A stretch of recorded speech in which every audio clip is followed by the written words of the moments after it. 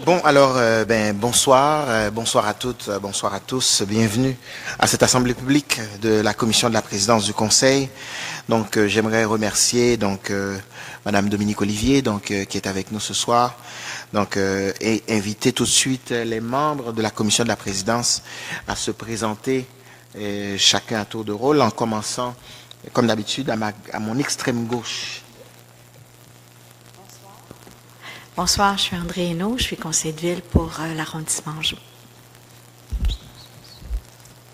Bonsoir, je suis Louise Mainville, conseillère sur le plateau, arrondissement Plateau-Mont-Royal, dans le district de Lorimier. Sylvain Ouellette, conseiller municipal, district François Perrault, dans le Véry-Saint-Michel Parc Extension et vice-président de la commission. Francesco Miele, élu à l'arrondissement Saint-Laurent, conseiller de ville et vice-président de cette commission. Mary DeRoss, conseillère municipale de Parc Extension dans l'arrondissement de Villeray-Saint-Michel Parc Extension.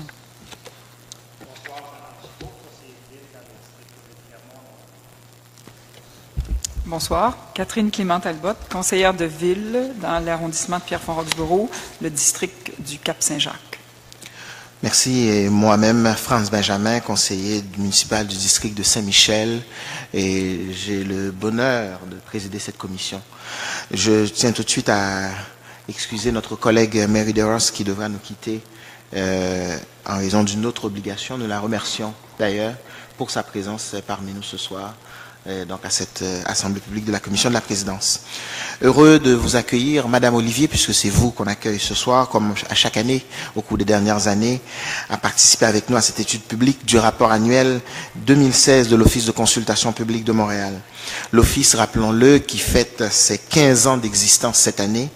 Dans le but de faire connaître la tenue de la présente séance, nous avons invité par courrier électronique le 17 mai dernier un grand nombre de personnes et groupes inscrits à la liste d'envoi de la division des élections, du soutien aux commissions et de la réglementation du service du greffe. En outre, des avis publics ont paru dans le Devoir de Gazette et aussi un communiqué de presse a été diffusé à tous les médias d'information et a été aussi rendu disponible sur le site internet de la ville, les bureaux Accès Montréal, ainsi que les bureaux d'arrondissement et du service du greffe. Avant donc de procéder à la présentation du rapport, nous nous devons de procéder à l'adoption de l'ordre du jour, qui prévoit notamment l'adoption de 2 procès-verbaux, donc des séances publiques, des séances passées. Alors j'inviterai nos collègues à prendre connaissance de la proposition d'adoption de l'ordre du jour avant de l'adopter formellement.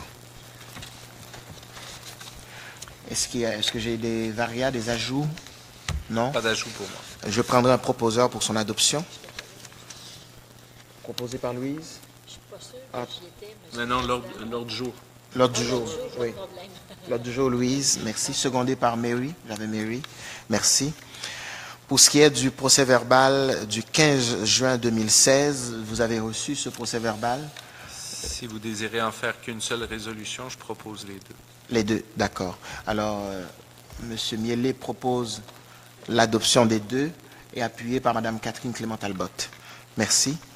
Donc, avant même de donner la parole à Mme Olivier, j'aimerais au nom de la commission féliciter l'Office de consultation publique de Montréal pour le travail accompli cette année et pour l'organisation de la 17e conférence de l'Observatoire international de la démocratie participative qui se tiendra à Montréal du 16 au 19 juin prochain.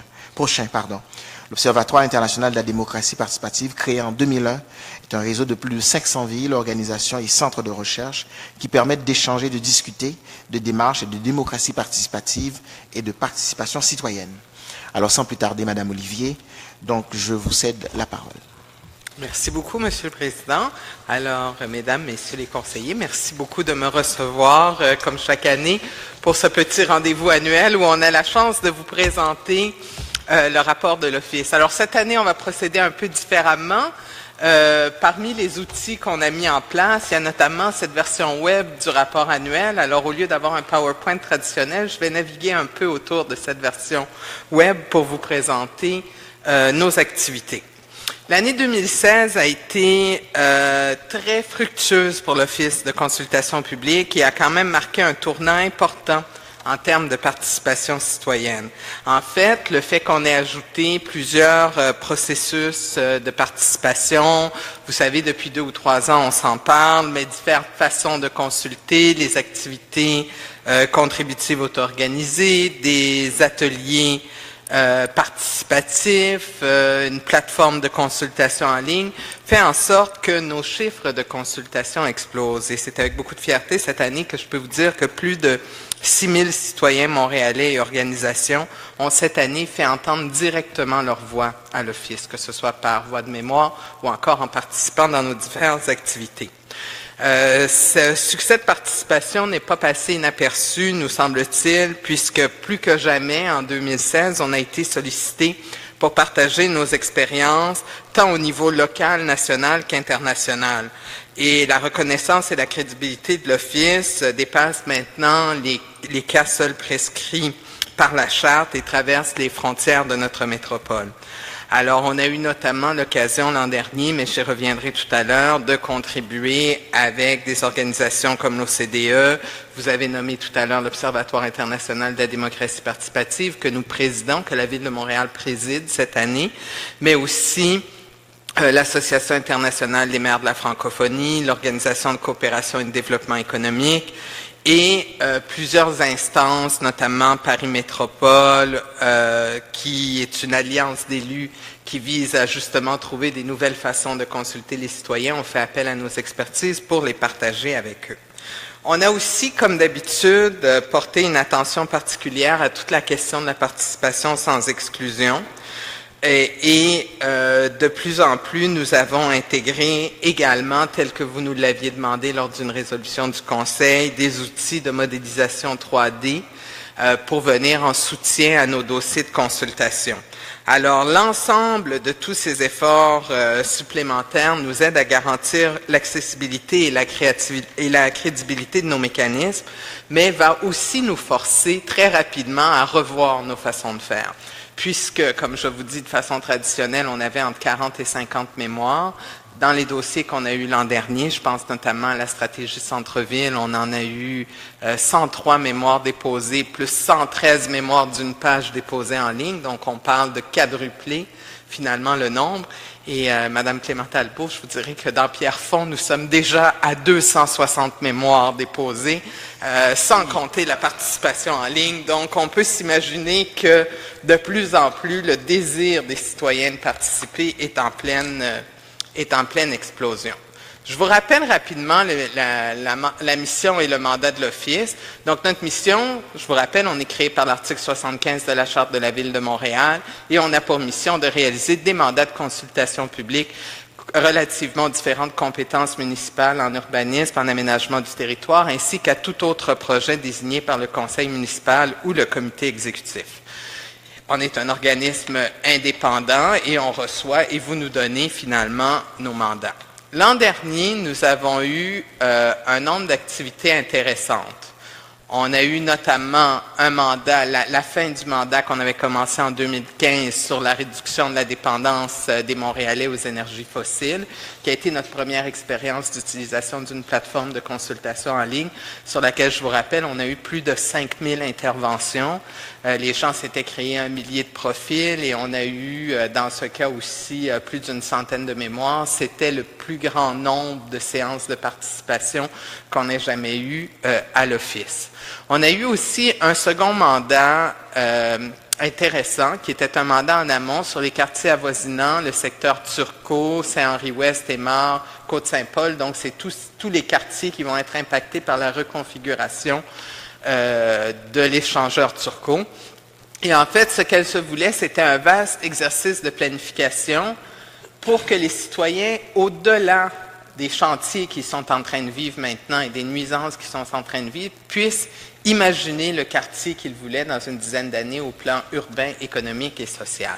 Ça aussi a été un très, très beau succès de participation et on a pu compter plus de 2200 personnes qui ont répondu à notre questionnaire en ligne, qui ont participé aux ateliers créatifs, aux tables rondes thématiques et qui ont suivi les séances publiques d'information.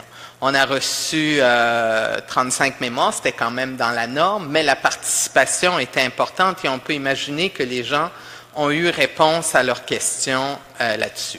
Nous n'avons eu l'an dernier qu'un seul projet immobilier, qui était celui du domaine des Franciscains, qui se situe dans l'arrondissement Ville-Marie, finalement, qui visait à ériger 2 tours. Ça a été aussi là un exercice intéressant parce que les citoyens sont venus nous rappeler un peu les décisions qui avaient été prises par les administrations municipales précédentes, notamment dans le cadre du PPU, du Programme particulier d'urbanisme des grands jardins, et leurs attentes en termes d'espaces verts, etc. Donc, au-delà du projet qu'ils étudiaient, ils ont également émis des opinions sur leur milieu de vie et leur quartier, qu'on a pu d'ailleurs revoir par la suite dans notre grand projet de l'an dernier, qui a été celui de la stratégie centre-ville, qui a été une de nos plus grosses consultations publiques en amont du projet de la stratégie, et la stratégie proposait une vision d'avenir et des orientations stratégiques pour le centre-ville pour les 15 prochaines années.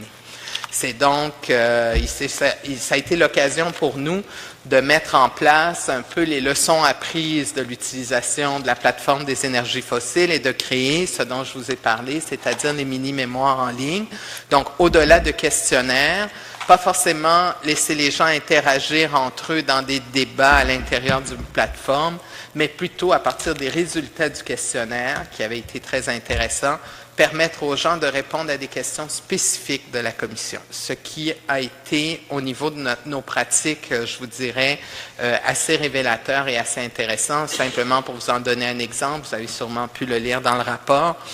Par exemple, on sait qu'une des orientations phares de la stratégie, c'était le redéveloppement de tout le littoral et du port et du bord de l'eau. Et quand on a posé les questions spécifiquement aux gens, comment vous le voyez? Est-ce que vous voyez ça comme un grand développement immobilier, comme dans des villes comme Toronto, Amsterdam, tout ce qui est le Harbourfront? Les gens nous ont répondu non. Nous voulons conserver nos vues sur le fleuve. Nous voulons avoir l'impression qu'on y a accès, mais on ne veut pas forcément y tenir des activités aquatiques, etc., etc. Donc, c'était très intéressant de voir comment la vision des gens à travers ces outils-là avait pu changer.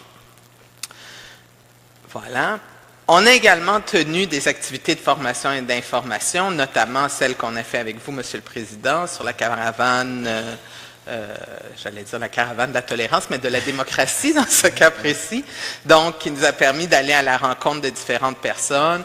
On a également eu dans le cadre de l'entente avec la Ville de Mexico des séminaires d'échange, des séminaires virtuels d'échange avec la Ville de Mexico qui a fait un énorme exercice pour établir pour un nouveau plan d'urbanisme et qui voulait aussi donc apprendre de nos expériences sur comment est-ce qu'on traite des grandes quantités de données d'information pour pouvoir les traduire en propositions pour le public. On a également tenu une séance à l'intention de l'Institut de développement urbain, donc des promoteurs immobiliers, ceux qui construisent le Montréal d'aujourd'hui, où on leur présentait les meilleures façons de se préparer à une consultation publique auprès de l'Office, et cela s'est ajouté à nos séances de formation aux commissaires qui ont porté cette année sur la stratégie d'inclusion et sur l'utilisation des nouvelles technologies dans le cadre des consultations publiques. En termes de communication, ça a été aussi une année record, dans ce sens que on a beaucoup travaillé sur nos médias sociaux, sur notre présence dans les réseaux sociaux, pour promouvoir nos activités auprès des Montréalais. Et le nombre d'abonnés de notre page Facebook s'est accru de plus de 1500 personnes cette année. Pour terminer 2016, on a donc 7826 abonnés. On a plus de 32 000 personnes qui ont interagi avec notre page web, qui est une augmentation de 60% par rapport à 2015. Et la portée totale de nos publications, de toutes nos publications sur Facebook, se situe à près d'1,5 million de personnes, c'est-à-dire le nombre de personnes qui ont vu des contenus qui étaient associés à la page de l'Office et qui compilent le nombre d'utilisateurs uniques par jour. On a également beaucoup travaillé sur tous nos outils pédagogiques. On a donc terminé l'année en proposant un nouveau guide en langage simplifié qui s'intitule « Que se passe-t-il après une consultation publique ?» Guide montréalais sur les suivis, donc qui permettent aux gens de pouvoir continuer à mieux comprendre le fonctionnement de notre institution et comment ils peuvent interagir là-dessus.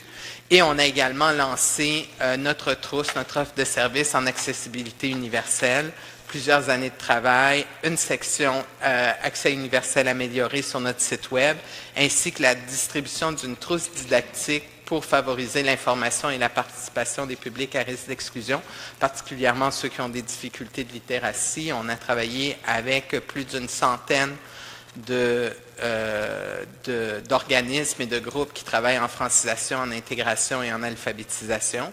Et en plus, toute cette trousse est disponible maintenant dans toutes les bibliothèques publiques à Montréal. Donc, c'est pour nous une belle avancée. Je vous ai parlé déjà de nos consultations en ligne. Et je viendrai peut-être vous dire quelques mots sur nos relations extérieures. L'an dernier, vous nous aviez demandé de mettre encore plus en valeur les différents travaux que nous faisions dans ces questions-là. Et je pense que cette année, on a eu des interactions avec la Ville de Québec, de Gatineau. On a aussi été présent aux États-Unis sur certains... Alors, j'ai envie de dire aux États-Unis pré-l'élection, pour certaines villes et certaines personnes. Comme d'habitude, on a poursuivi notre collaboration avec le Brésil, mais on a aussi été présent dans des villes comme Amsterdam lors de grands colloques sur ces questions-là. L'Office a été invité à faire une présentation dans le cadre de l'OGP, qui est l'Open Government Partnership, qui s'est tenu à Paris, le sommet de Paris qui s'est tenu en décembre. Et nous avons également été associés à l'OCDE pour des formations qui facilitent, qui articulent mieux la participation citoyenne et la démocratie, en fait la démocratie représentative et la démocratie participative pour les femmes dans le Moyen-Orient. C'est un projet qui touche toute la zone de l'Algérie, du Maroc, de la Tunisie, de la Jordanie et de l'Égypte. Et nous sommes fiers de vous annoncer un peu en primeur qu'on va signer un protocole d'entente et de travail avec l'OCDE sur ces questions-là pour préparer un guide sur les meilleures pratiques en matière de consultation publique. Et finalement, nous avons été à Matola pour participer à la 16e conférence de l'OIDP et recevoir la présidence et la 17e conférence à organiser. Je vous dis ça un peu en vrac, vous pourrez lire le détail dans notre rapport annuel. Finalement, la question du budget, l'an dernier, vous nous aviez demandé de le présenter, ah mon Dieu, la page n'est pas là, mais de le présenter de façon un peu plus détaillée. Donc, encore une fois, l'Office a eu 2 millions de budget l'an dernier et vous retrouverez à l'intérieur du rapport annuel intégral, donc un peu comment est-ce que cela se divise à l'heure actuelle. Si on regarde, un petit peu plus du tiers du budget est vraiment dévolu à tout ce qui est rémunération et avantages sociaux, tandis que le reste va vraiment dans toutes les questions qui nous permettent de soutenir la prestation de services et les commissions que nous avons à faire. Tout ça pour un total de 1 990 000 $ l'an dernier. Voilà. Alors, voilà en quelques pages, je dirais, le résultat de l'année et je suis disponible pour répondre à toutes vos questions. Merci beaucoup, Madame Olivier. Bien, écoutez, dans un premier temps, avant de poursuivre, j'aimerais excuser notre collègue Marinacci qui n'a pu se joindre à nous. Donc à cette assemblée publique. Et comme nous n'avons pas beaucoup de citoyens, donc il était prévu à ce stade-ci de faire une pause. Nous allons passer outre la pause et voir avec nos collègues s'il y a des questions. Madame Hainaut. Dans un premier temps, je veux vous féliciter. J'ai lu votre rapport, j'étais bien impressionnée, j'ai apprécié. C'est au niveau de votre personnel. Si j'ai bien lu, vous avez 32 commissaires, un secrétaire général, des employés contractuels, des collaborateurs. Les collaborateurs, est-ce que ce sont des bénévoles? Non, les collaborateurs, ce sont des personnes à qui on va faire appel selon l'expertise des dossiers. L'Office a choisi il y a quelques années, parce que finalement on n'a pas un très grand budget, on a choisi de faire plutôt appel à du personnel ad hoc selon le nombre de dossiers qu'on a et selon les expertises fines qui sont requises. Donc, nos collaborateurs, ce sont ces personnes-là, qui, beaucoup d'entre elles travaillent pour l'Office depuis de nombreuses années et reviennent systématiquement lorsque des dossiers demandant leur expertise nous sont octroyés. Et votre équipe est de combien de personnes? Notre équipe permanente, c'est 8 personnes, incluant le secrétaire général et moi. Et les commissaires sont ad hoc aussi. Donc, comme l'an dernier, on n'avait que 4 mandats. Donc, il y a eu une douzaine de commissaires sur la liste d'éligibilité qui ont eu des mandats tout au cours de l'année. Merci. Je vous en prie. Merci. Madame Mainville. Oui, bien, d'abord, c'est toujours agréable, année après année, de voir vos rapports parce qu'il y a toujours une évolution, vous êtes toujours à la fine pointe des modèles consultatifs. Donc, c'est très intéressant, mais ce qu'on sent aussi de la part des citoyens, c'est la confiance quand vous abordez des sujets. Ça, je pense que c'est un élément fondamental pour avoir vraiment le pouls des citoyens, puis vos statistiques en font foi. Ça sera très intéressant de voir le partenariat avec l'OCDE. Félicitations, parce que c'est vraiment un signe de confiance qui rejaillit aussi auprès de Montréal, finalement. Et bonne continuation. Tout ce qu'on peut souhaiter, c'est de vous voir encore plus sur plus de sujets. Merci. Merci, Madame Mainville. Conseiller Ouellette. Merci pour la présentation. Quelques questions, ou en fait, plus discussion. On va profiter de votre présence et du fait qu'il n'y a pas grand monde pour jaser un peu de certains sujets reliés à l'OCPM. Premièrement, je suis bien content de voir maintenant là, que les maquettes virtuelles sont disponibles. Je pense que pour la petite histoire, c'est mon petit cheval de bataille. Là, ça a pris 4 ans, 2 motions, mais on y est parvenu. Malgré tout, j'en ai regardé quelques-unes et je crois qu'il y aurait quand même... Le gros du travail est fait, c'est-à-dire la modélisation est là, est dans un format numérique, puis on l'exige maintenant des promoteurs, donc le gros est fait. Mais au niveau de la visualisation, je pense qu'il y aura encore des choses à améliorer parce que le nombre de points de vue possibles, même si on pivote, on est comme toujours à la même distance. Donc, ce qui fait que si on veut avoir, mettons, l'impression, si on est un piéton en face d'un édifice, donc par exemple, mettons, au niveau du Children, c'est pas possible présentement. On peut estimer en fonction de la taille des autres, mais ça ne donne pas la même chose. Et même éventuellement plus loin, il y a peut-être des projets d'envergure. Il y a des technologies, là, notamment qui ont été développées, parce que je sais qu'ils ont été utilisées dans les pays scandinaves, où vraiment, là, c'est la réalité augmentée, où on peut se promener dans la ville et en fonction de notre réalisation GPS, il affiche par-dessus, donc on le voit vraiment en se promenant. C'est comme des promenades de Jane 2.0. Donc, je ne sais pas si... quelles sont les étapes futures par rapport à la bonification des maquettes virtuelles? Bien, je suis très heureuse, M. Ouellette, que vous me posiez la question, parce que cette année, on a justement dû faire face à cette question-là. Comme vous le savez, et comme je vous le dis chaque année, et comme le disait probablement ma prédécesseur, vous savez que nos budgets n'ont pas été indexés depuis la création de l'Office. Et là, maintenant, ça nous amène à des choix qui sont, à mon avis, cruciaux. Parce qu'on se retrouve à décupler la participation. On se retrouve à utiliser plus de moyens, on se retrouve à être en face d'un dilemme où on se dit, jusqu'où peut-on aller dans chacun des dossiers? La question de recréer des postes qui vont être dédiés à ces questions-là se pose de façon vraiment importante. En même temps, on ne sait jamais d'une année à l'autre combien de dossiers on va avoir. Comme l'an dernier, ça aurait été une super année pour faire ça parce qu'on n'avait que peu de dossiers, beaucoup de dossiers d'envergure, mais peu de dossiers en nombre. Mais si je regarde cette année, où depuis le début de 2016, on a déjà reçu 8 mandats que nous avons réalisés en parallèle. D'habitude, on en fait 6 à 8 par année. Là, on en fait 8 en 6 mois en parallèle. Donc, vous comprenez que ça pose des questions à notre structure qu'il va donc falloir qu'on puisse résoudre rapidement pour pouvoir justement aller jusqu'au bout des possibilités du virtuel. Il y a quand même des coûts qui sont associés à ça. Il y a du personnel technique qui n'était pas, je dirais, dans le personnel qu'on utilisait jusqu'à présent.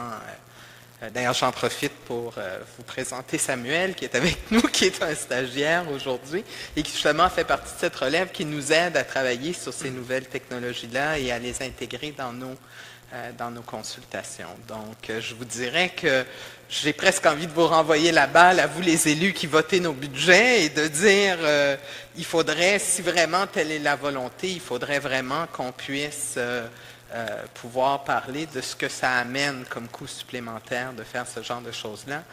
Sinon, on y va un peu à pas de tortue et à tâtons. Bien, j'ai vu que vous aviez eu de l'aide de la géomatique, ou c'était peut-être juste pour le fond de carte. Je comprends que c'est très difficile de prévoir d'une année à l'autre. Ça peut beaucoup varier en termes de demande de votre part.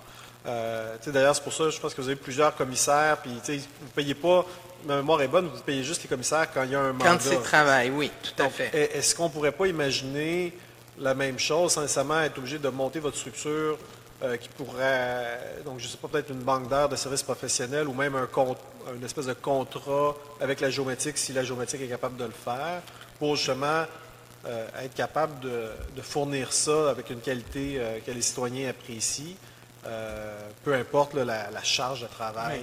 Oui.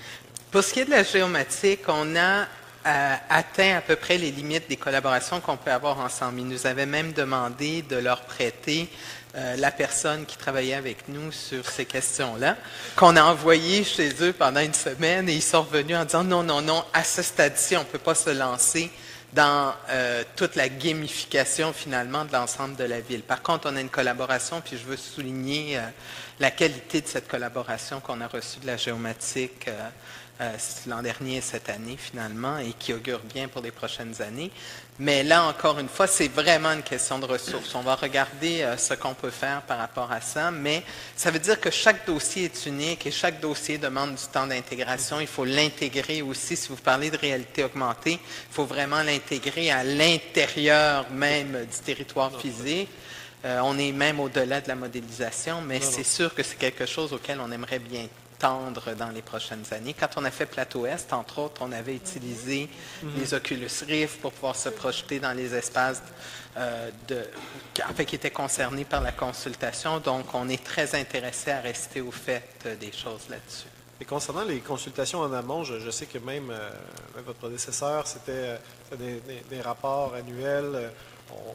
C'est vraiment une volonté exprimée depuis de nombreuses années d'augmenter le nombre de consultations en amont des projets. Il y en a certains, mais est-ce que vous trouvez que vous agissez encore assez en amont, ou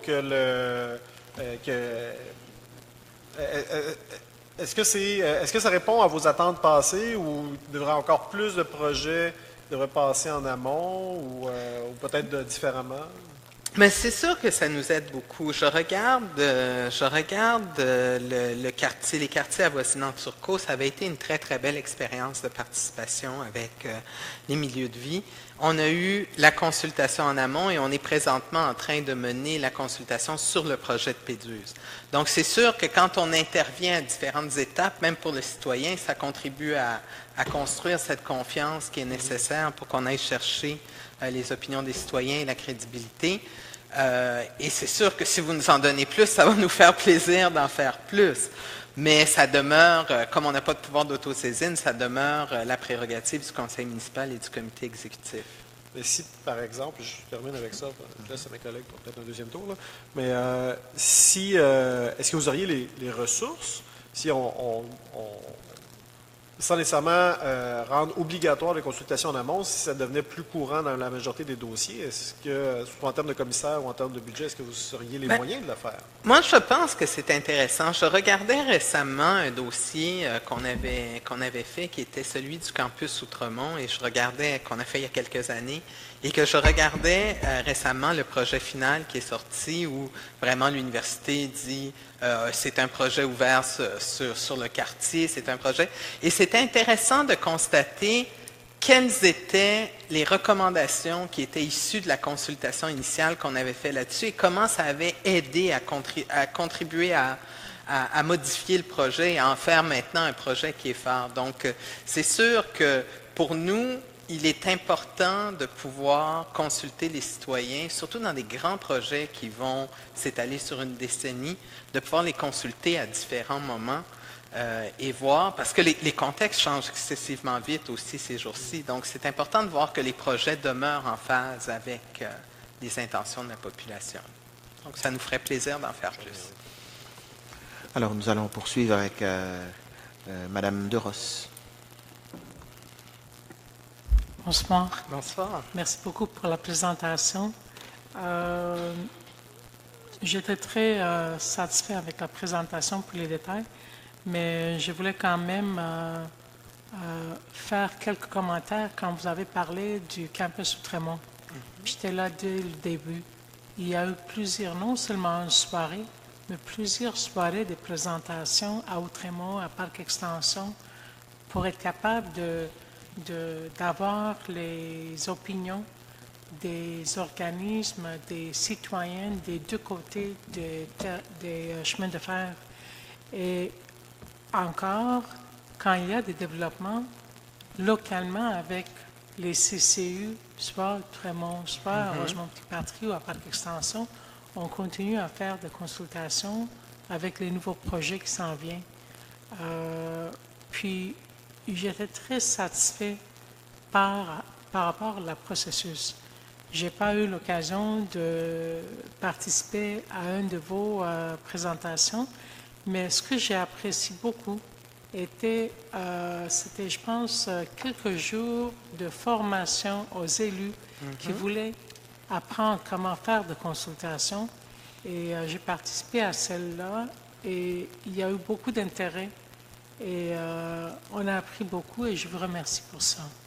Alors, continuez le bon travail parce que de donner une place aux citoyens de s'exprimer sur le développement, de parler de leurs préoccupations, de donner leurs suggestions et de faire, suite à ça, des recommandations aux instances décisionnelles, c'est très apprécié.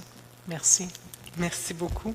D'ailleurs, si vous me permettez de faire un peu de pouce, l'an dernier, on avait parlé de la possibilité aussi d'étendre cette formation-là à certains fonctionnaires. Donc, on est heureux de vous dire qu'à l'automne, ça va faire partie du catalogue de formation qui va être offert au personnel dans les arrondissements sur des bonnes pratiques, un peu l'équivalent de ce à quoi vous référez chez les élus, mais du côté de ce que nous, on appelle les acteurs de la faisabilité, c'est-à-dire ceux qui doivent faire les études techniques, qui doivent débloquer les budgets et qui doivent faire avancer les projets.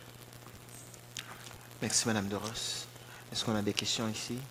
Donc, sinon, Monsieur Mielet. Monsieur Mielet après. Donc Merci évidemment pour la présentation. Je me demandais si en cette année du 375e, ou est-ce que plusieurs, je dirais, congrès ou même visites externes se font, souvent avec des rencontres de travail. Est-ce que vous avez été appelé davantage à être une fenêtre montréalaise en ce qui concerne tout ce qui est l'acceptabilité sociale, citoyenne, face à des entités plutôt internationales qui venaient voir notre façon de faire? Oui, tout à fait. Depuis le début de 2017, ça dans notre rapport l'année prochaine, mais on a quand même rencontré énormément de villes. On a rencontré la ville de Washington, qui était venue pour une activité sur le vivre ensemble, qui en ont profité pour venir voir ce qu'on avait fait dans le cadre des énergies fossiles, entre autres, donc Washington, D.C. On a fait ce séminaire dont je vous ai parlé avec la ville de Mexico. On a rencontré la semaine dernière la directrice du Lab d'innovation de la ville de Mexico. On a une visite qui est prévue la semaine prochaine, je pense, avec des gens d'une ville italienne, Bologne, si ma mémoire est bonne. On a des rendez-vous réguliers. Lorsque les gens passent, ça fait aussi partie des choses qu'ils veulent voir, c'est comment on réussit à faire la participation citoyenne. On a eu des visites des gens de la ville de Paris aussi. Ce qui est intéressant, c'est que, je dirais, les échanges internationaux qu'on fait nous nourrissent dans les deux sens, parce que les gens entendent parler de nous et quand ils viennent à Montréal, ils demandent à notre Bureau des relations internationales d'inclure des rencontres de travail avec l'Office. Donc, on a de plus en plus de sollicitations sur ces questions-là. Mais aussi, ça nous permet à nous de confronter nos façons de faire avec les leurs et donc d'enrichir un peu nos visions et nos façons d'aborder les choses.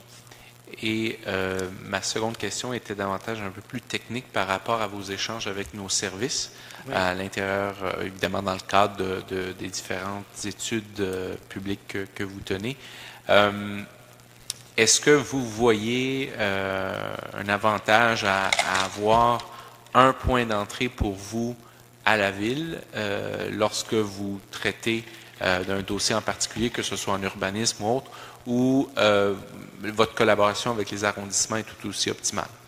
Moi, je dirais que ça va très, très bien en général dans nos collaborations avec l'ensemble des arrondissements. Lorsqu'on nous confie un mandat, généralement, les services sont très proactifs, demandent une rencontre même en amont du moment où on va nous confier le mandat, simplement pour nous parler du contexte dans lequel le mandat va se réaliser et des difficultés ou des facilités ou de ce qui se passe au fond sur le terrain, avant même que le conseil municipal nous ait confié le mandat. Donc, nous, ça nous permet de commencer à réfléchir, de mieux comprendre d'abord les enjeux, puis ensuite de commencer à réfléchir sur les méthodes de consultation qui vont être les mieux adaptées à ces contextes-là. Donc, en ce sens-là, ça va bien. Je trouve quand même qu'il y a un certain nombre d'arrondissements il y a plus d'arrondissements, au fond, qui pourraient faire appel à nous, je pense, et à notre expertise sur certaines choses, particulièrement, je pense, au PPU, au programme particulier d'urbanisme, en amont ou en aval. Je pense qu'il y a une valeur ajoutée à prendre l'expertise de l'Office qui a mené jusqu'à présent une quinzaine de dossiers là-dessus, avec des chiffres qui sont chaque fois, je dirais, plus intéressants en termes de participation citoyenne. Et donc, peut-être que les gens auraient intérêt à mieux le savoir et à faire plus souvent appel à nous dans les 24, je pense qu'il y a 24 ou 25 secteurs détaillés de planification qui sont prévus au plan d'urbanisme et il en reste probablement une dizaine à réaliser. Parfait. Ça répond à mes questions. Merci. Merci, M. Miele. Madame Catherine Clément-Talbot. Merci pour la présentation, Madame Olivier. Je n'ai pas assisté comme tel au travail que vous avez fait dans Pierrefonds. J'ai entendu quelques présentations. Toutefois, j'ai été assez impressionnée par les tables rondes d'une de vos présentations où on passait à la partie du futur.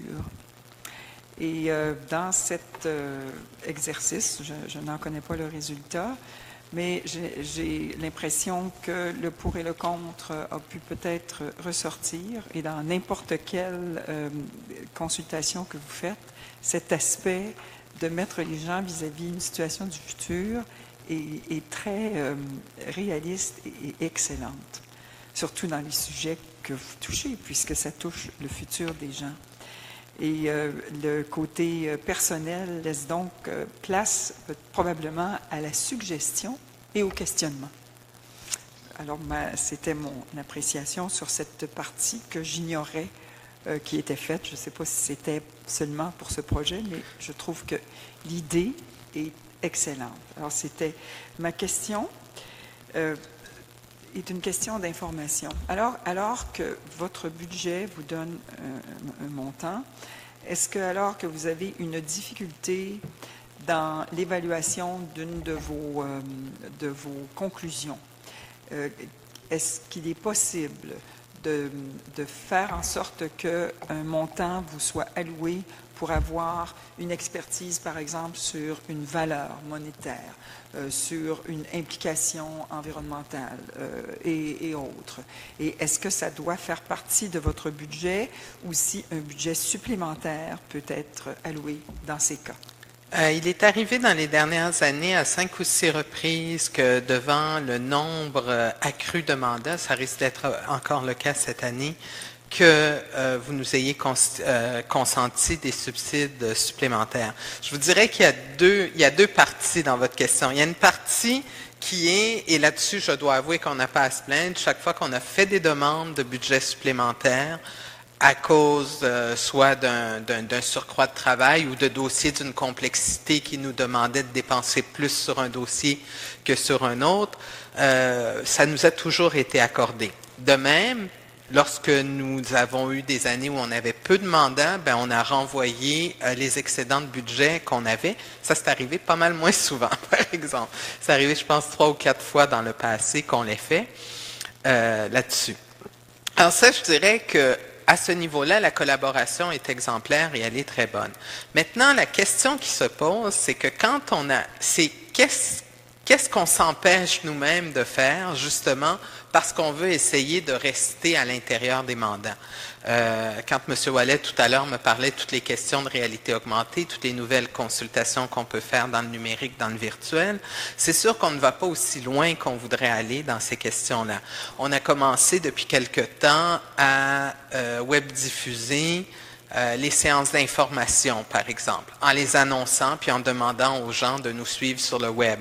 On aimerait développer une application qui permettrait aux gens, même à distance, de poser leurs questions aux promoteurs. On est à, je dirais, quelques dollars de pouvoir la mettre en place, mais le fait est que quand on a un budget qui est restreint, ben, on veut être sûr d'être capable de se rendre en fin d'année le plus raisonnablement possible par rapport à notre dépense des fonds publics. Donc, je dis, si on prend en compte les nouvelles réalités qui existent et les nouvelles exigences, ben, je pense qu'il faudrait peut-être réfléchir au rôle qu'on veut donner à la consultation publique et aux moyens qui y sont dévolus. C'est sûr que, comme partout, le ciel et le plafond, en fait, hein, on pourrait toujours faire plus, faire mieux, faire encore plus. Mais je pense qu'il y aurait peut-être lieu d'identifier des champs dans lesquels on veut investir et où on veut amener la consultation publique et d'indexer les budgets de l'Office en conséquence pour nous permettre justement d'explorer ces champs-là. Puis merci beaucoup pour votre appréciation de notre exercice de prospective. On en a fait d'autres, mais c'était la première fois qu'on le faisait sous cette forme-là.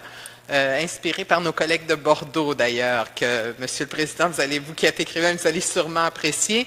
On avait créé des personas où on demandait aux gens de se mettre dans la peau d'un personnage imaginaire et de répondre non pas en leur nom propre dans un premier temps, mais au nom de cette personne-là. Donc si je suis une jeune fille de 14 ans qui me promène dans 15 ans dans Pierrefonds-Ouest, qu'est-ce que je vois, qu'est-ce que je veux, qu'est-ce que je souhaite.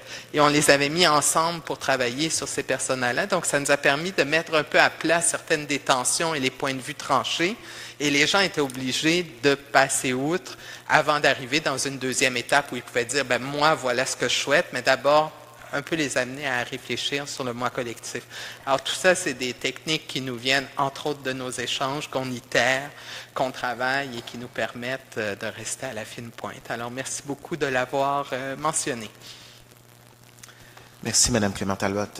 Écoutez, moi, j'ai 2 questions, donc, mais je vais peut-être demander à M. Ouellet. Allez-y avec vos questions, M. Ouellet, et je terminerai avec les miennes. Parfait. Merci, M. le Président. Je voudrais... on a eu pour la première fois cette année un droit d'initiative réussi au niveau d'arrondissement. Le dernier qui avait comme réussi, c'est au niveau ville avec l'agriculture urbaine. Il y a eu plusieurs autres tentatives, soit au niveau ville ou encore au niveau arrondissement. Moi-même, dans mon arrondissement, il y a eu un petit parc Shelley, une petite citoyenne qui avait essayé de faire ça. Bon, évidemment, pour atteindre les ratios, c'est très, très difficile quand c'est quelque chose d'assez local. Mais c'est ça, on a eu un premier droit d'initiative réussi au niveau d'un arrondissement. Quand c'est un droit d'initiative réussi au niveau ville, ça tombe automatiquement de mémoire, là, ça tombe automatiquement sous la juridiction de l'OCPM. Pas automatiquement, mais habituellement, disons. Si on peut dire que les 2 qu'on a eus sont habituels. Au niveau de l'arrondissement, il y a aussi, c'est un peu à la discrétion de l'administration locale qui peut décider de soit faire consultation, comité ou encore l'envoyer à l'OCPM. Souvent, on s'entend, s'il y a des citoyens qui doivent se mobiliser, doivent faire des milliers de signatures dans un arrondissement, évidemment, tout le monde a autre chose à faire que faire signer des pétitions. Si on est rendu à faire ça, c'est souvent que l'administration en place n'a pas nécessairement voulu dire, ben, regardez, on le fait, là, un peu comme ça a été le cas au niveau des réductions de combustibles fossiles, où on dit, non, non, regardez, arrêtez, on a compris le message, on est d'accord, on le fait.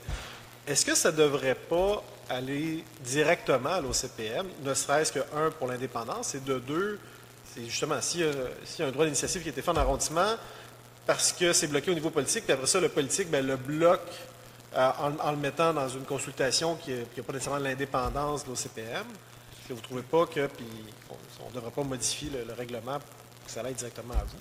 Monsieur Ouellet, vous touchez un sujet qui est en fait beaucoup plus large qu'on ne pense. C'est toute la question de nos outils de participation citoyenne. Je vais juste rectifier quelque chose que vous avez dit. Lorsque c'est en arrondissement, ça ne peut pas venir à l'office, dû à la façon dont ça a été rédigé et pensé dans la Charte des droits et responsabilités des Montréalais qui habilite le droit d'initiative. Ça dit clairement dans les règlements que s'il y a un droit d'initiative qui est fait en arrondissement, ça doit être confié à un comité ou à une personne désignée par l'arrondissement. On a le cas dont vous nous parlez, on est justement en train de le traiter, où le maire d'arrondissement aurait bien voulu nous l'envoyer, mais ça ne dispose pas de son obligation de le faire en arrondissement là-dessus. On a une politique de consultation aussi à Montréal qui a été adoptée, si ma mémoire est bonne, en 2005 et qui devait être révisée aux 2 ans et qui n'a jamais été révisée. Si vous pouvez juste répéter ça? Je crois, j'espère que j'ai les bonnes dates, mais c'est 2005 et ça devait être révisé aux 2 ans. Ça n'a jamais été révisé. Normalement, ça doit être révisé par qui? Ben, c'était pas précisé. Ça disait juste de faire un grand exercice pour réviser la politique de consultation aux 2 ans. De même, la Charte des droits et responsabilités, qu'on a modifiée plusieurs fois dans les dernières années, devait faire l'objet de modifications périodiques, alors d'une révision périodique suite à un exercice de consultation de l'Office. Je pense qu'avec l'arrivée du numérique, je pense qu'avec les questions que soulèvent les droits d'initiative, les différents droits d'initiative, il y aurait probablement lieu de faire un grand exercice de révision de tous nos outils de consultation publique pour pouvoir se doter, soit qu'on l'a fait en amont pour évaluer comment ceux qu'on a ont fonctionné et voir comment la population aimerait les voir modifiés dans l'avenir, soit qu'on l'a fait en aval à partir d'un projet qui nous serait proposé. Mais je pense qu'on est à une période assez clé, assez charnière, qui serait intéressant que justement on fasse ces exercices de concordance-là.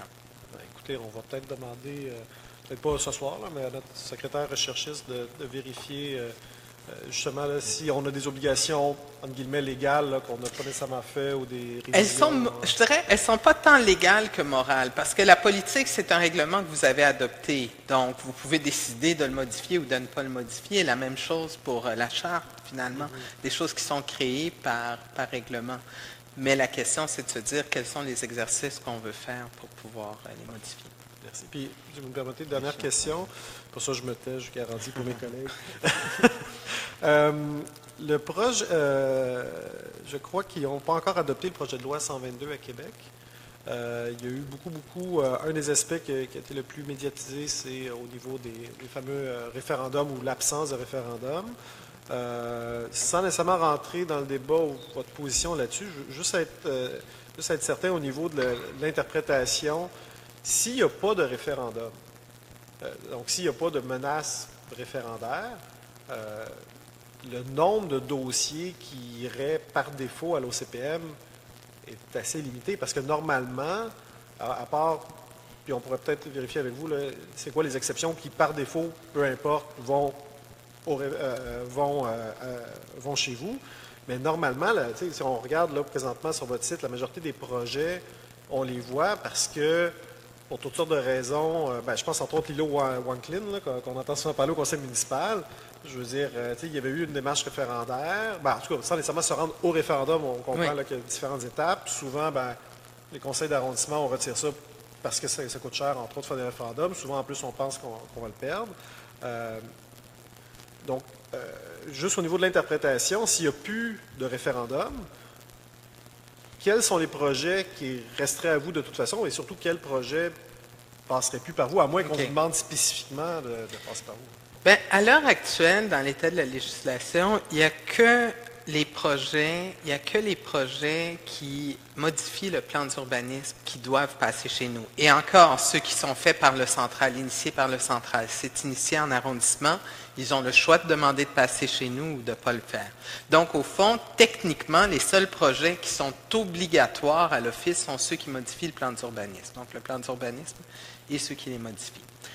Les articles 89 auxquels vous faites référence, et c'est le gros de nos dossiers cette année, je pense qu'on en a 4 ou 5 maintenant, ou même 6 maintenant qu'on fait, c'est effectivement souvent la peur du référendum qui fait en sorte que les gens choisissent d'utiliser l'article 89 et de venir chez nous, puisque le recours à l'Office remplace, c'est ça, le droit au référendum pour les citoyens. Donc, c'est sûr que s'il n'y avait plus de droit au référendum et qu'il n'y avait aucune contrepartie qui était prévue, cela pourrait diminuer le nombre de dossiers qui viennent chez nous obligatoirement, effectivement. Parce que pour modifier le plan d'urbanisme, c'est des gros dossiers. Par exemple, je pense que les centres de compostage, je pense que là, dans ce cas-ci... Oui, mais ça, c'est autre chose, effectivement. Les centres de compostage, ça, c'est dans les mandats de l'agglo qui doivent venir chez nous aussi. Il y en a quelques-uns. Entre autres, toutes les questions de traitement des déchets, les grandes infrastructures, les hôpitaux, etc. Mais le gros, je dirais, depuis l'existence de l'Office, 60% de nos dossiers ont été des dossiers qui découlaient de l'article 89. Par curiosité, je ne suis pas dans l'arrondissement, mais Pierrefonds-Ouest, c'est un changement de zonage? Pierrefonds-Ouest, c'est une... ben oui, éventuellement, c'est une consultation en amont sur un programme particulier d'urbanisme. Le programme particulier d'urbanisme va être intégré au plan d'urbanisme, donc techniquement pourrait venir chez nous, mais ils auraient également pu choisir de l'initier en arrondissement, auquel cas il n'était pas obligé de venir chez nous. Parce que c'est un projet d'arrondissement. Pardon? Parce que c'est un projet d'arrondissement et non ville. Exactement, exactement. Merci beaucoup pour les précisions. Je vous en prie. Madame Clément Talbot, allez-y. Oui, je vous remercie, Monsieur le Président. Merci.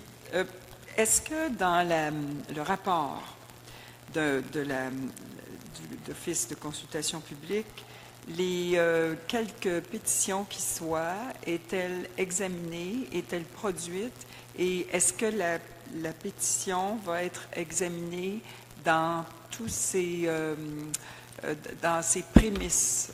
Et si la prémisse de la pétition n'était pas exacte,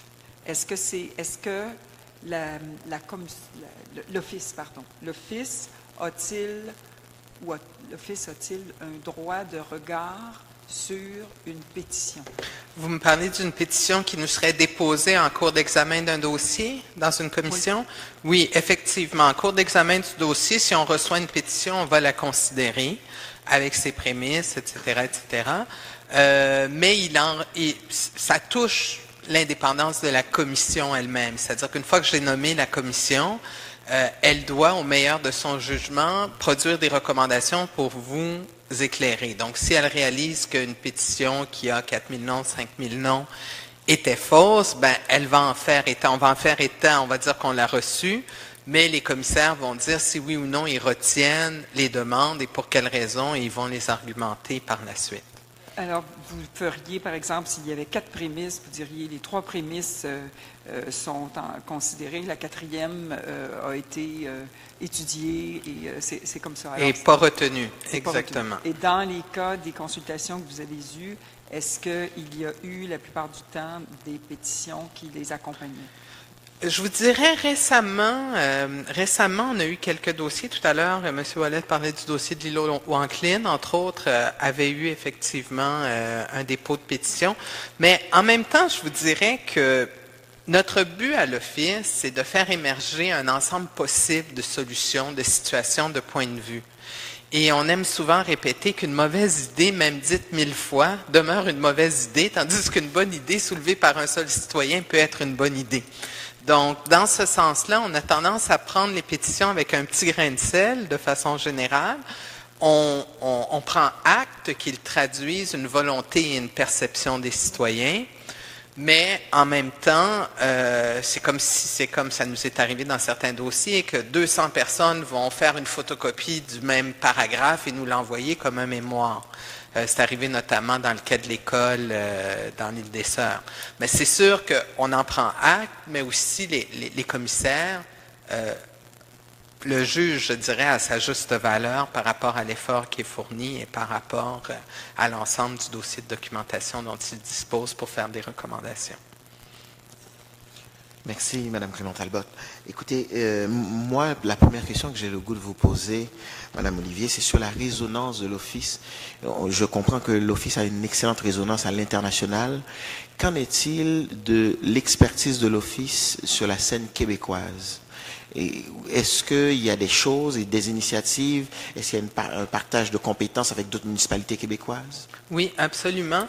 On a eu une séance de travail, notamment avec l'Union des municipalités du Québec, qui, au moment où ils réfléchissaient à toutes les questions de ville ouverte, données ouvertes, contributions citoyennes, civic tech, nous avait invités à venir participer à leur comité et faire une présentation justement de nos pratiques et de notre compréhension de ces dossiers-là. On a une collaboration qui se poursuit depuis presque 3 ans maintenant avec la ville de Gatineau qui souhaiterait se doter d'un outil du même genre que l'Office de consultation publique de Montréal. Et on a également répondu à des demandes, mais qui venaient plus de la société civile, de venir présenter notre modèle dans les villes de Québec, de Sherbrooke. Et non, c'est ça, Québec et Sherbrooke pour l'instant. Ma deuxième question, c'est une question que je pose année après année parce que c'est important et je sais que par les années passées, c'était aussi votre préoccupation. Donc j'aimerais savoir, est-ce que c'est encore votre préoccupation, toutes les questions de l'importance de la diversité des moyens pour maximiser la participation? On sait que tous les citoyens n'ont pas les mêmes accès aux mêmes ressources. Et quels sont les efforts faits par l'Office à ce niveau-là? Oui. Alors, comme vous le savez, on a 2 types de mandats. On a des mandats que nous, on dit classiques ou conventionnels, mais qui sont prévus justement soit dans la LAU, soit dans la Charte. Donc, qui nous laissent un peu moins de flexibilité. Je pense notamment à certaines questions comme les projets immobiliers, par exemple, où vraiment la procédure est très, très, très établie. Par ailleurs, on a des mandats atypiques comme la stratégie centre-ville. Je pense à la consultation qu'on a fait il y a quelques années sur le 375e. Je suis d'ailleurs heureuse de voir beaucoup de nos recommandations mises en place. On a toutes les consultations en amont qui sont moins réglementées, nous permettent d'expérimenter beaucoup diverses techniques de consultation. L'atelier prospectif dont parlait Mme Clément-Talbot tout à l'heure en est un exemple où vraiment on essaye de trouver des façons d'entrer en relation à la fois avec les jeunes, je sais que vous êtes très sensible aussi à cette question-là, en allant dans les écoles. Quand on a une école qui est sur un territoire où on consulte, on fait des opérations spécifiques pour essayer d'impliquer les jeunes dans ces questions-là. Avec succès, par exemple, dans le cas des quartiers avoisinants Turcot ou des énergies fossiles. Donc, chaque fois qu'on a la chance, on le fait. On fait exactement les mêmes approches, je vous dirais, où on essaye de trouver des façons pour les personnes peu à l'aise avec l'écrit, pour les personnes qui n'aimeraient pas, année après année, je vous le dis aussi, se retrouver dans un processus un peu de tribunal, comme ici, allure que prend parfois nos consultations. Donc, on essaye de trouver des façons de créer des ateliers, des façons plus faciles pour les citoyens d'entrer en relation et de s'exprimer. Cette année encore, on a fait, je pense, c'est une 12aine d'animations dans les milieux de vie dans le cadre de consultations spécifiques. Donc, c'est super intéressant et oui, ça reste au cœur de nos intentions. D'ailleurs, pour la 17e conférence de l'OIDP, la thématique que nous avons suggérée à l'organisation, à l'Observatoire, était celle de la participation sans exclusion. Donc, on va donc avoir près d'une soixantaine, je pense que c'est 80 conférenciers qui viennent d'un peu partout dans le monde et qui vont nous présenter des méthodes ou des réflexions qu'ils ont faites sur ces questions-là et on espère en sortir enrichi. Donc, partager, mais aussi pouvoir enrichir notre expérience. Merci beaucoup et je terminerai en réitérant mes remerciements à toute l'équipe de l'Office de consultation publique et particulièrement à Luc Doré et à toute votre équipe pour cette belle collaboration que nous avons, notamment avec le bureau de la présidence et les différentes instances, à travers différentes initiatives et projets. Donc, sachant que vous êtes très occupés dans l'organisation de ce grand congrès qui s'en vient rapidement, donc je vous présente tous mes vœux de succès. Merci. Donc, je vous remercie d'avoir été avec nous ce soir. Donc, c'est tout. Donc, on vous remercie et vous souhaite une bonne soirée. Merci beaucoup. Et quant à vous, chers collègues, donc, nous avons fait le tour. Oui, puisqu'il faut lever l'Assemblée. Oui, les points sont épuisés. Donc, je prendrai une proposition proposée par